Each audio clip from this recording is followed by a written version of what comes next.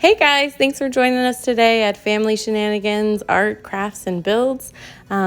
Today we are working on making donuts. We finally have had the time to work on the longer version of how we made our donuts for our National Doughnut Day, and we hope you guys enjoyed this video.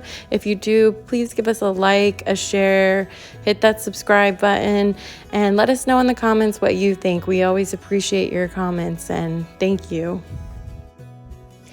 So on National Doughnut Day, my son and I, we were actually talking about donuts, thinking about donuts, and he helped me to design this first one for my daughter because she was sleeping in and we wanted to surprise her. And so for the base color, we picked out this I Love This yarn, and the color is Toasted Almond. And it looked a lot like the donuts that we normally get, so we thought that it would be a good color for the donut base. And we used the same color for all the donuts for the base. And this is just a basic size 4 acrylic that we picked up at our local craft store. And my daughter, she loves purple. I don't know if you've seen some of our other videos. It's her favorite color.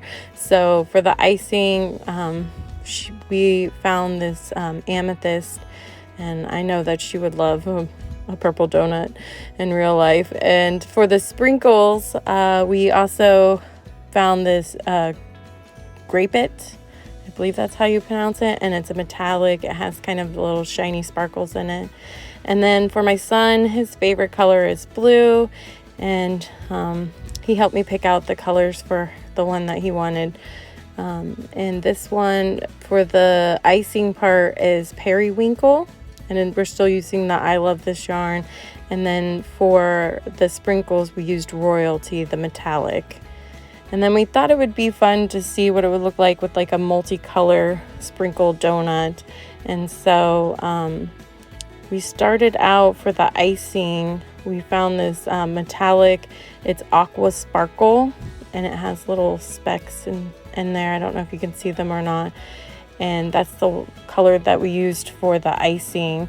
And then for the different color sprinkles, we used, again, it's the same kind of metallic. It's called Coral Sparkle. And then we used, again, the Grape It, and it's a metallic sparkle. And then we also used this Teal Sparkle. And it's just a basic I Love This yarn metallic. And so today we felt like we were missing a pink one. So we're going to be using this hot rose color here. And for our sprinkles later, we're going to be using the pinky toes. And again, it's the metallic kind of sparkle, kind of like the sparkles for our sprinkles. Say that really fast. Okay, so we're starting out the toasted almond first, and we're just going to start here in at our first black needle here. I don't know if you can see that on the camera. And then it goes in front of the first one, then behind the second one, in front of the third one, then behind the next key, and then front. And you just continue to weave front to back, to front, to back, to front, to back, all the way around with the keys.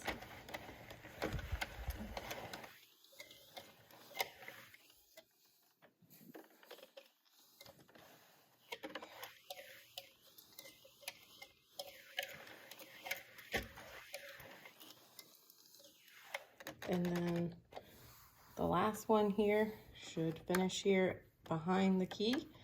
And then we bring this in front here. And then that is probably going to change the little speedometer there. And so that is kind of like one row. And then we're going to go until the speedometer says 3 rows. So.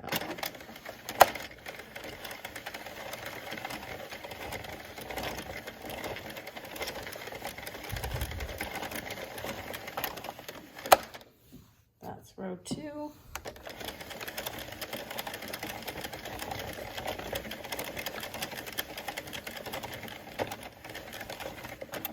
And then that's our 3rd row there. and then we're gonna go ahead and stop, and we're gonna be changing our yarn. So the first thing I'm gonna do is I'm gonna go ahead and I've cut the string here, and I'm gonna take this and I'm gonna put it to the back here, to the back of that key. And then I'm going to use the hot rose here. Okay, and now we're gonna take our hot rose, I believe what it was called, and we're just going to kind of line these up about the same here. And then I'm gonna come, so it's kind of here, if you come look at the keys down here, what it needs to do is when you change the yarn, eventually it's gonna need to go underneath that back key there together in order to keep the cohesiveness of the whole project going together. So these two strings you kind of want to be the same. And what I like to do is I like to just kind of loosely knot these together, but I'm going to also watch it and then come back later. I want that to kind of go down behind that there, and then I close this, and then the string is lined up to go in front of this black key. And then I'm gonna go 7 more rows. So we had 3, so we're gonna go for 10 rows. And then I'm just going to double check and make sure this one here is staying down behind like it's supposed to. And it looks good. And then I like to finish off and go ahead and tighten that. Not too much because you don't want it to pull on your next round, but I like to go ahead and finish that up. Okay. And then we're gonna just go until row 10, and then we'll meet you back.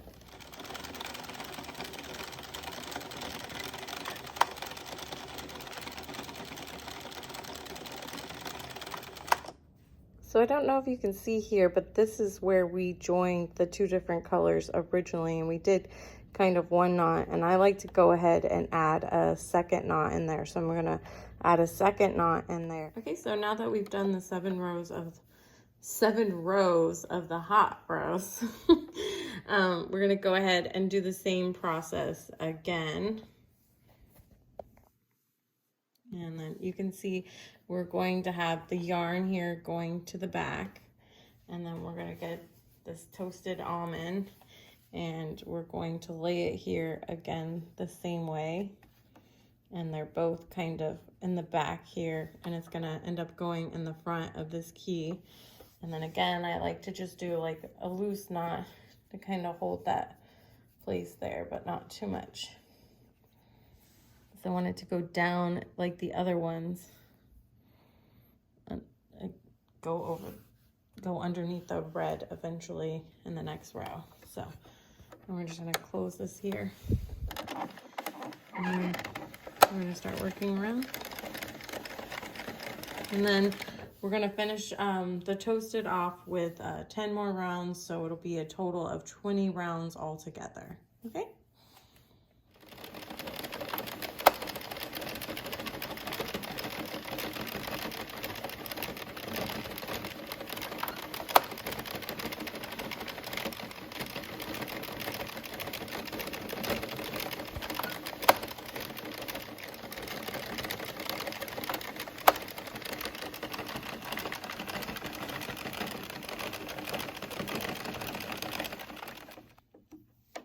Okay, so now we've done our 20 rows all together here. And I do not want it to go in front of that key there. And go behind the white key there. And I'm just gonna go ahead and thread my needle.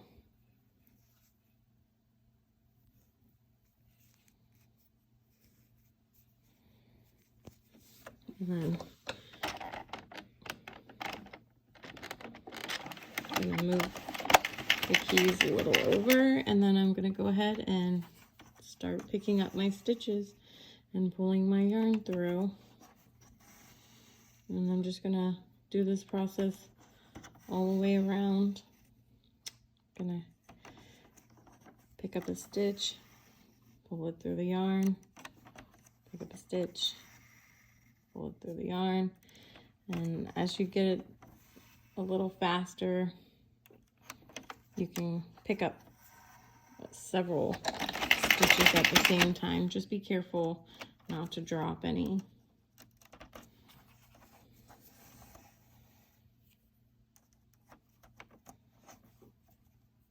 Oops, I didn't quite finish that one. Only got part of the yarn.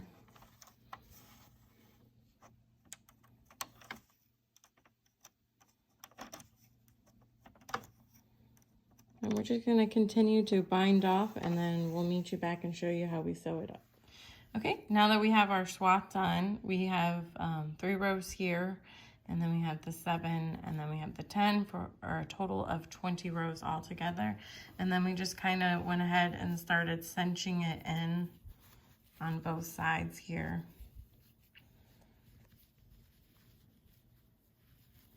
And then any leftover strings for when we did like the yarn change, we just went ahead and tucked inside the swath. This is the right side and the wrong sides are in here. And then as you can see, when we did our donuts, the holes we just kind of eyeballed them. They're all a little bit different. We're not too worried about being perfect in it. I think the best way to kind of do this, because sometimes as you start to sew, these will kind of want to unravel on you. And so you can either go ahead and sew some stitches around here to kind of sew it in place.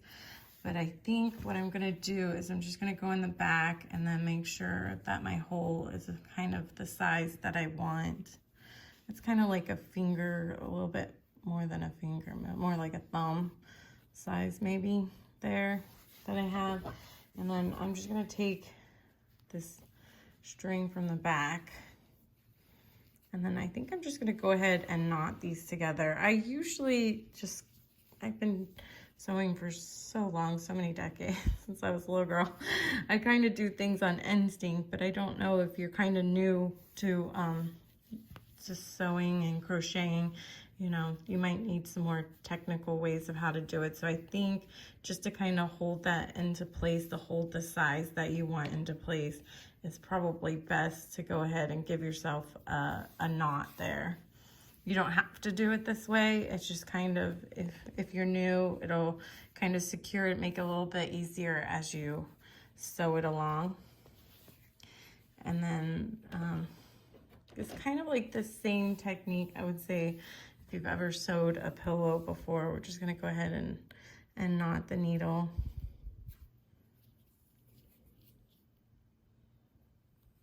Here. And then what we're gonna do is we're gonna sew front to back and then bring it, it's just gonna kind of weave back and forth. And then we're just gonna leave like a little area open so we're gonna go around, our thread is here, we're gonna start here, and then we're gonna go around, and then we're gonna kind of pause when we get to like almost back to the other side and kind of leave an open space, and then we're gonna go ahead and stuff it with the fiber fill. So all I'm gonna do is I'm just gonna go in here with my needle in the front here, and I'm gonna take it to the back.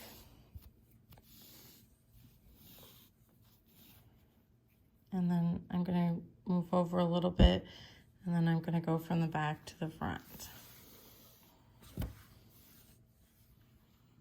And then I'm just gonna continue to follow that same pattern back and forth.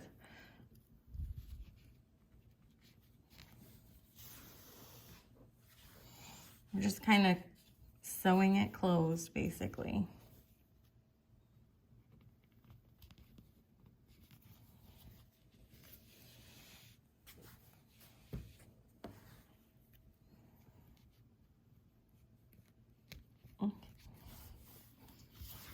And we're just gonna keep going, and we're gonna go all the way around in that same pattern, except for I'm going to stop probably at least a finger width before we get to our first start here and leave it open so we can stuff the fiber fill.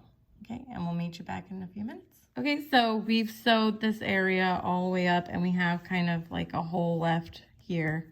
And then we're gonna go ahead and stuff the fiber fill around in our donut.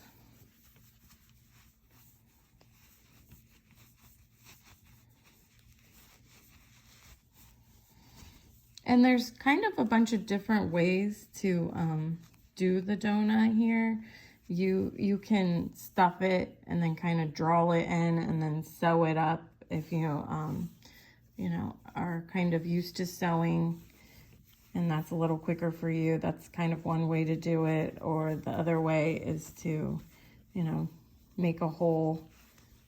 It's a little, you have a little bit more control over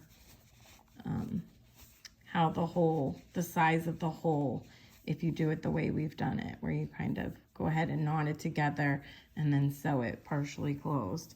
You have a little bit control over the size.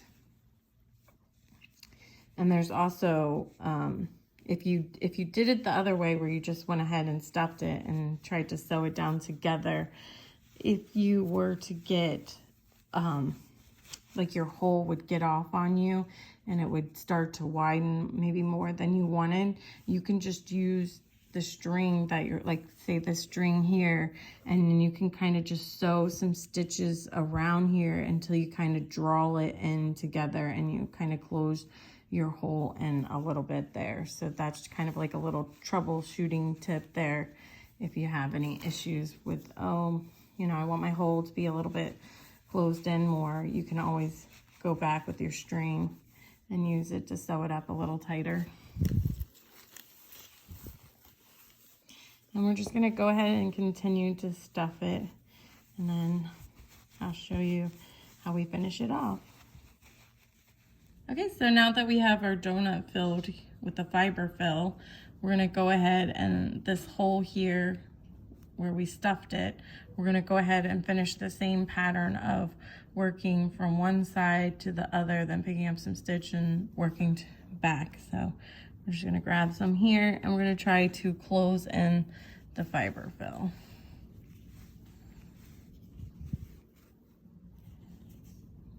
And then grab it here.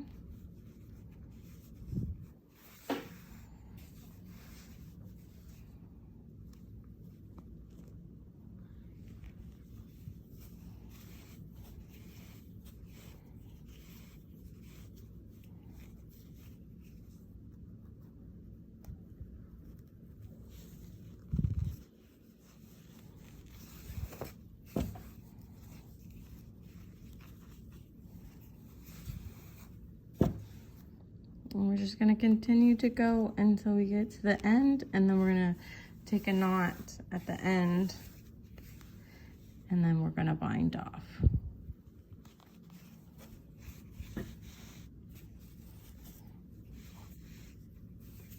Okay, and so we're just gonna finish off in the back here. I'm just gonna do a knot. Just kind of knot it in.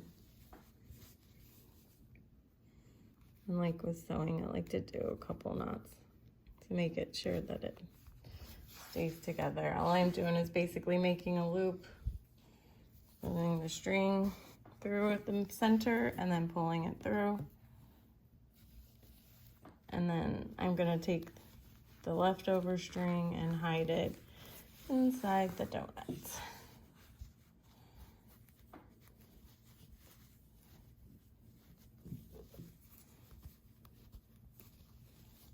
Pull it and then cut it. And then now we're gonna move on to doing the sprinkles. And I always love this part because it's the kind where you can imagine, where did the sprinkles fall? I love that part. You get to be creative and decide how you want them. Okay, so I have this Pinky Toes. It's kind of a fun name. Color here for our sprinkles. And I think what I did originally is I just came in here kind of more towards the side here. And I kind of did the back end first, because I kind of, and what I want to do is like, so you kind of want to decide like how you want your sprinkles. Like sometimes it's like a couple knitted rows together, maybe a little bit bigger and then maybe a little bit smaller. So we just kind of varied the different sizes of the sprinkles. So I went in here, and this is about like 1.5 here. And then what I'm gonna do is I wanna go ahead and knot it and catch it. So I'm just gonna kind of just grab one little piece here and make a loop and then put a knot in. And then just gonna kind of grab it again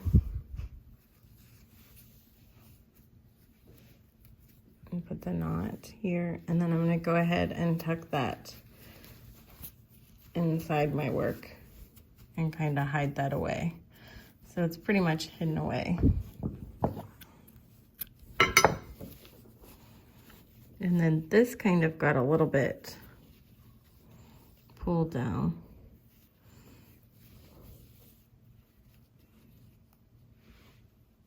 For my sprinkles, and that's okay. If it gets pulled down, I think actually the best way I'm gonna do this, I think I'm gonna take that out and just kind of re-stitch it.